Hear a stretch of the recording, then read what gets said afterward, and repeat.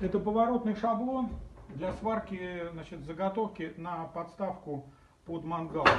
Вот. Смотрите, мне здесь уже ничего не нужно настраивать. Все налажено, настроено. Вот. Просто выкладываю. Вот, смотрите, кольцо, два бублика и валюта.